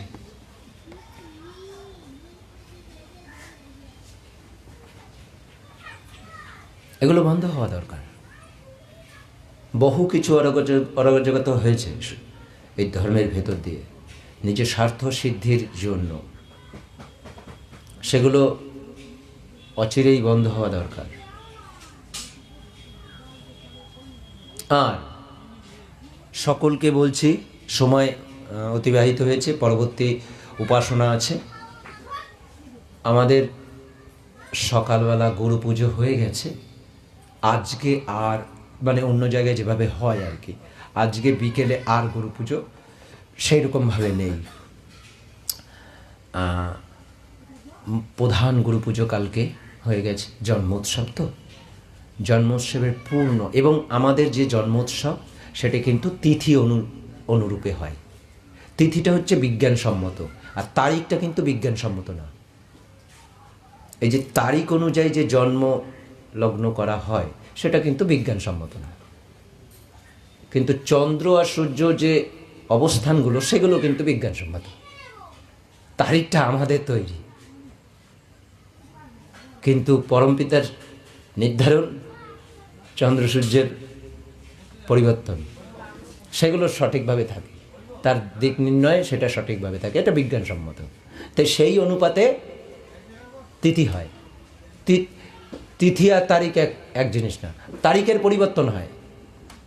এখন তো আবার আধুনিক হয়ে গেছে, এখন ইংরাজি তারিখে জন্মদিন পালন করে, বাংলা তারিখেও না। তাহলে তারিখটা প্রধান না, তিথিটা প্রধান। সেই তিথিতেই আমাদের জন্ম উৎসব হচ্ছে, সমস্ত জায়গায় হচ্ছে না। তাহলে 22শে অগ্রহায়ণ হচ্ছে, সমস্ত জায়গায় 22শে অগ্রহায়ণ হয়, আমাদের 22শে অগ্রহায়ণ হয় না, আমাদের আমাবস্যা তিথিতে হয়। আমাবস্যা যে তারিখে পড়বে, দেখা যায় গত বছর পড়েছে নভেম্বরে পড়েছিল, ডিসেম্বরেই হয়নি, মানে আমাদের আগে হয়ে গেছে তারপরে ওদের হয়েছে। এখানেও তাই, ওদের আগে হয়েছে তারপরে আমাদের হইল উৎসব, ওদের উৎসব শেষ হয়ে গেছে ওদের তারিখ অনুযায়ী, কিন্তু আমরা তারিখ অনুযায়ী করি না, আমাদের তিথি অনুযায়ী। এই যে শিব পুজো, শিবের যে জন্মদিন, শিব পুজো হয় না চারিদিকে, গণেশ চতুর্থী, তার মানে গণেশের জন্ম হয়েছিল সেই সময়, তাহলে ওই জন্মদিন দেখবেন শিব দুটো পুজো হয়, বছরে দুটো পুজো হয়, একটা হচ্ছে শিবের জন্ম, একটা মৃত্যু। যেমন গণেশ পুজো দুটো হয়, একটা হচ্ছে গণেশের জন্ম, একটা গণেশের মৃত্যু। তাই যাই হোক, এগুলো পরের কথা, কিন্তু এগুলো সবই তিথি অনুপাতে হয়। এই যে দুর্গা উৎসব হয়, সরস্বতী, এগুলো সব তিথি অনুযায়ী হয়। লক্ষ্মী পুজো, এ সব তিথি অনুযায়ী হয়। লক্ষ্মীর জন্ম ওই সময় হয়েছিল ওই তিথি অনুযায়ী, তাই লক্ষ্মী পুজো হয়। যাই হোক, জন্মটাকে মানুষ বেশি গুরুত্ব দেয়, মৃত্যুটাকে গুরুত্ব দেয় না, তাই জন্ম নিয়েই ব্যস্ত মানুষ। মানে জন্মটাকে শুভ মনে করে, কিন্তু মৃত্যুটাকে শুভ মনে করে না। কিন্তু আত্মার উন্নতি হইলে মৃত্যুটাও শুভ। বন্ধ করে দাও।